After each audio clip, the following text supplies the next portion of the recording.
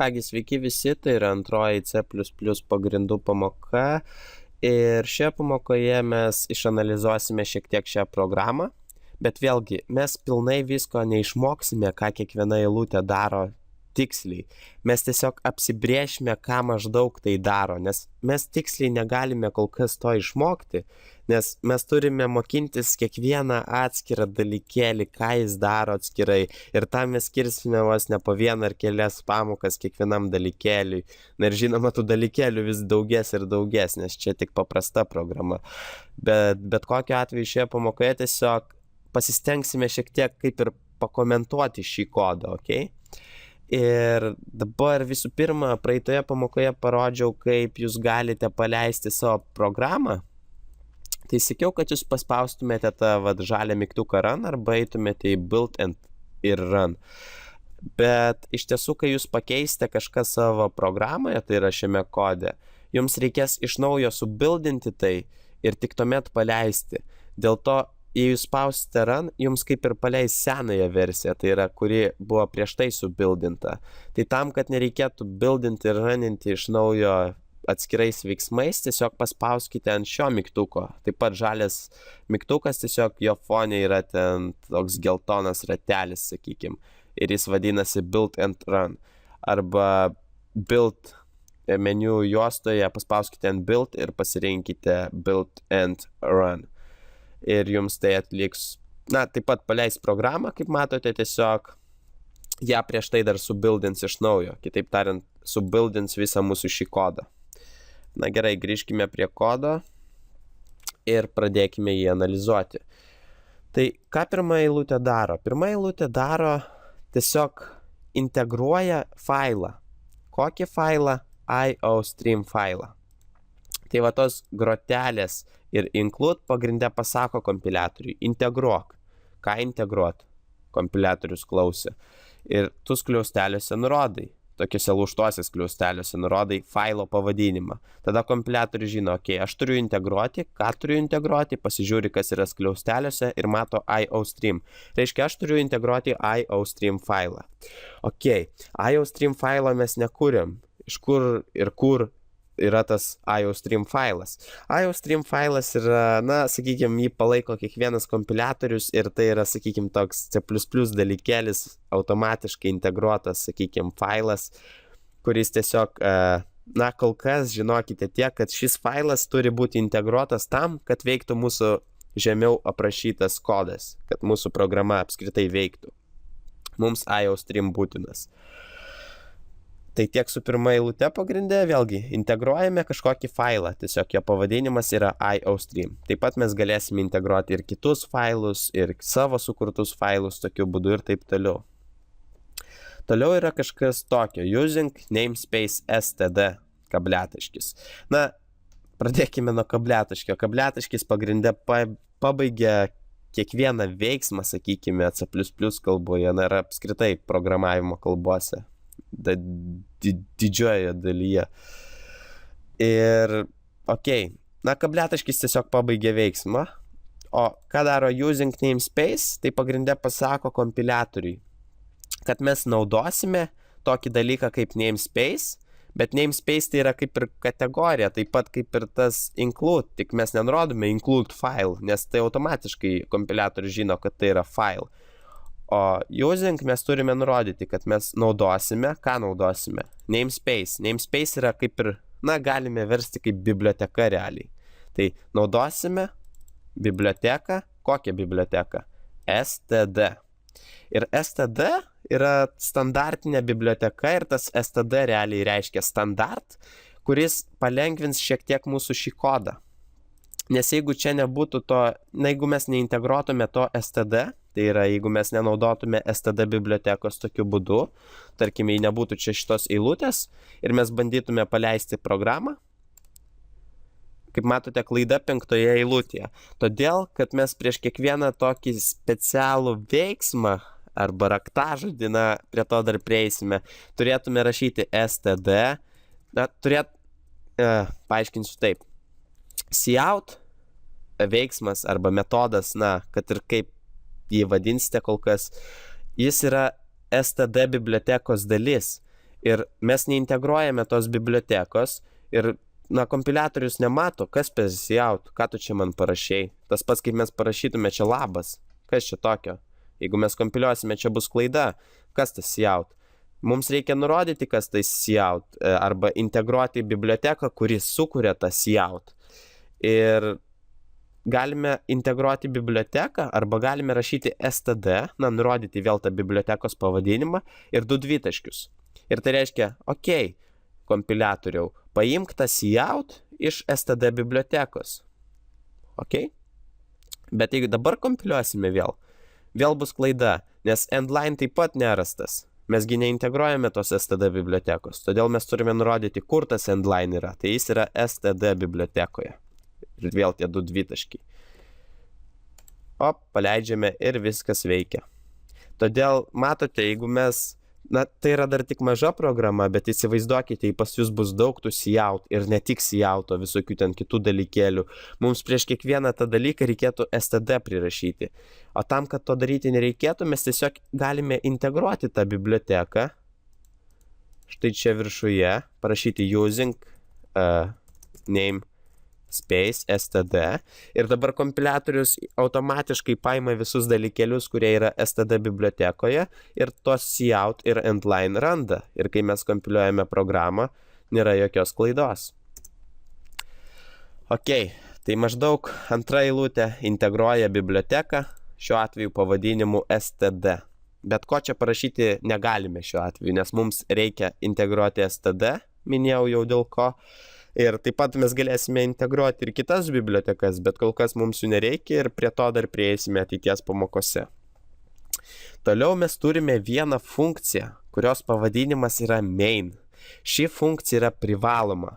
Tai yra, sakykime, top level funkcija, kuri yra privaloma. Ir kodėl ji yra privaloma? Nes, pavyzdžiui, įsivaizduokite, kad pas jūs čia bus ir daugiau funkcijų, ar dar ten kažkokio bet kokio kodo, ar ne? Tai nėra C++ kodas, bet įsivaizduokite, kad čia yra daug visokio ten kodo ir įsivaizduokite, kad čia nėra tos main funkcijos ir taip pat kažkoks kodas ir tiesiog arba čia yra kažkiek kitokia funkcija ir taip toliau. Tai kai jūs kompiliuosite programą, kompiliatorius nežinos, nuo kurios vietos jums reikia pradėti tą programą vykdyti. Dėl to jūs turite sukurti main funkciją, kuri pagrinde kompiliatoriui ir pasako. Ne tai, kad pasako, bet kompiliatorius ją aptinka ir mato, ok, aš matau main funkciją, reiškia, man reikia vykdyti programą nuo šios vietos. Tai kompiliatorius pradės vykdyti kodą, kuris yra main funkcijos viduje. Ištrinsiu šią nesąmonę. Ir kaip nustatyti tą funkcijos vidų ir atskirti su kitu kodu. Tai tam yra kodo blokai sukurti. Be to ši programa taip pat code blocks vadinasi. Nesvarbu. Tai tie kodo blokai yra sukuriami šiais 2 simboliais. Tai yra šiais riestais skliaustais. Į vieną pusę atidarome kodo bloką ir į kitą pusę uždarome kodo bloką 9 eilutėje, kaip matote. Tai štai tai yra tas kodo blokas, kuris, šiuo atveju parašytas prie main funkcijos, tai reiškia, kad, ok, mes turime main funkciją ir čia yra kodo blokas, reiškia, viskas, kas yra kodo bloke, yra main funkcijos dalis, ok? Tai šios 2 eilutės yra main funkcijos dalis. Ok, tikiuosi tai aišku.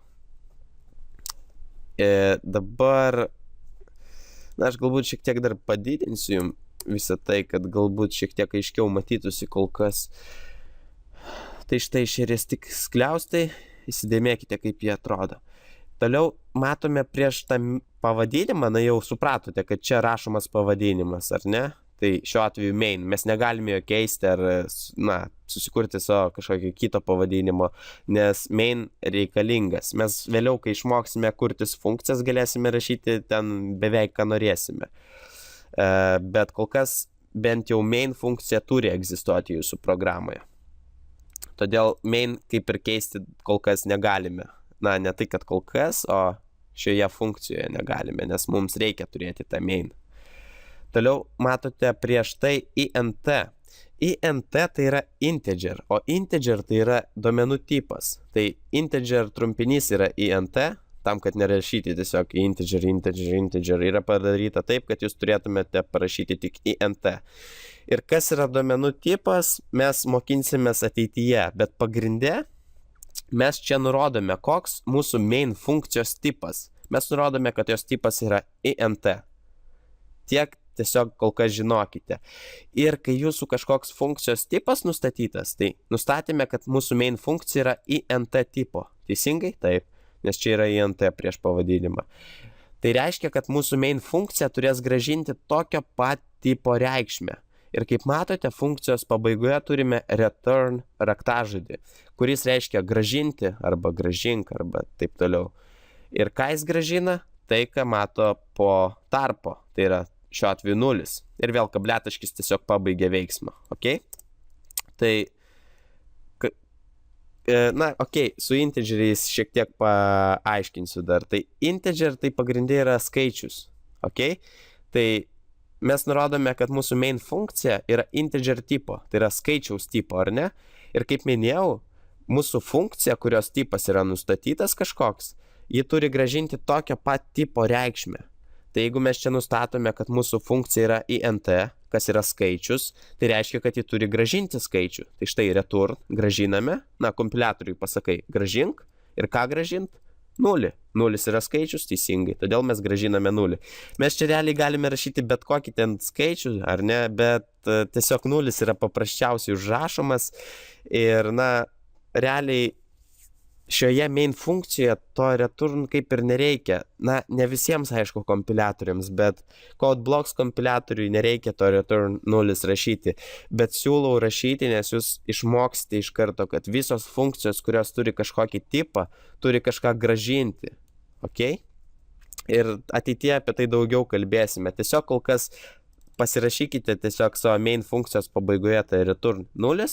Kabletaškis ir ignoruokite tai, nekreipkite į dėmesio. Tiesiog pabaigoje palikite ir tegul būna. Bet tikiuosi, šiek tiek bent jau apšviečiau jūs ir ateityje mes apie tai kalbėsime, mokinsimės ir taip toliau.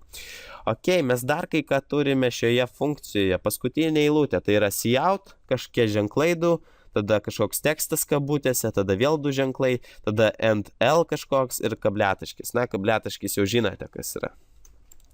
Ok, iš tiesų čia yra įdomi situacija, nes čia yra tokių dalykų, kurių vėlgi mes iki galo negalime išmokti, bet visa tai iš tiesų yra labai paprasta. Apibendrintai, ką padaro šita visa eilutė, tai mums į ekraną išveda tekstą, kuris yra šiuose kabutėse. Tai yra hello world.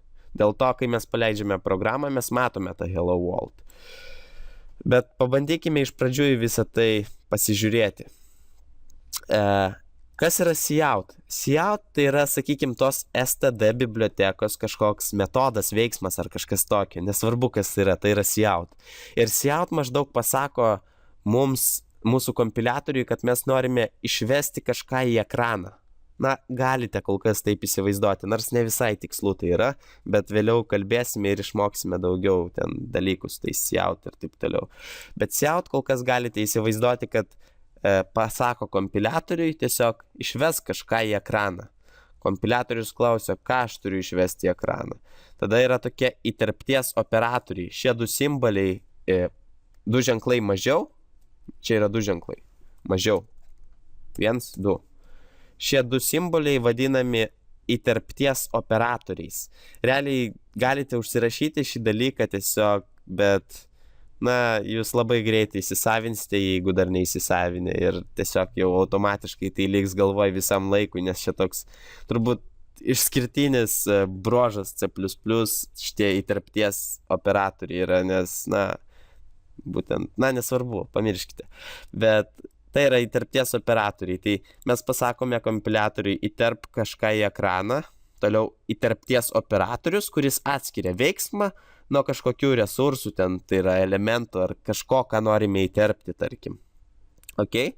Ir mes nurodome, kad mes norime įterpti kažkokį tekstą kabutėse. Visi tekstai, kurie yra tekstai, ne C++ kalbos, ten raktažodis ar dalis. Nes, pavyzdžiui, using tai yra raktažodis C++ kalboje, kuris pasako kažką kompiliatoriui, o hello world jau nėra kažkoks dalykas, kuris pasakomas kompiliatoriui, nes mes įdėjom tą tekstą į kabutes.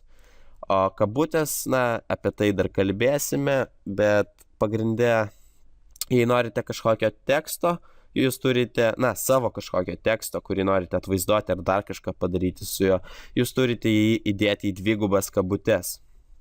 Tai mes sakome kompiliatoriui išvesk į ekraną, atskiriame su to įterpties operatoriumi, ką išvesti. Išvesk tekstą hello world, toliau vėl įterpties operatorius, dar kažką atskiriame ir čia end L. Čia yra L mažoji raidė, ne vienetas. End L. Ir end L reiškia end line. Tai yra vėlgi STD bibliotekos narys, sakykim, ir tas end line pagrinde pasako, na, tam siautui, kad mes norime pereiti į kitą eilutę, ok? Tai kaip tai suprasti į kitą eilutę, na, vien pasileidę šią programą, štai, mes matome čia tuščią eilutę.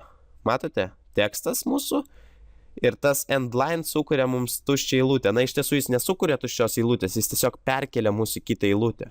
Ok? Dėl to čia yra tuščia eilutė. Jeigu mes ištrinsime tai, mes matysime štai hello world ir nėra tos tuščios eilutės. Tai tiesiog end line mus perkelia į kitą eilutę. Jeigu mes čia parašysime end line ir dar kažkokį tekstą vėl atskirti turime būtinai su to įterpties operatoriumi. Dar kažkoks tekstas, dabar tas tekstas bus, kaip tikriausiai atspėjote, kitoje eilutėje. Tai hello world, end line mus perkelia į kitą eilutę ir mes kitoje eilutėje turime visą tai, kas bus, na, jau ten toliau atvaizduota.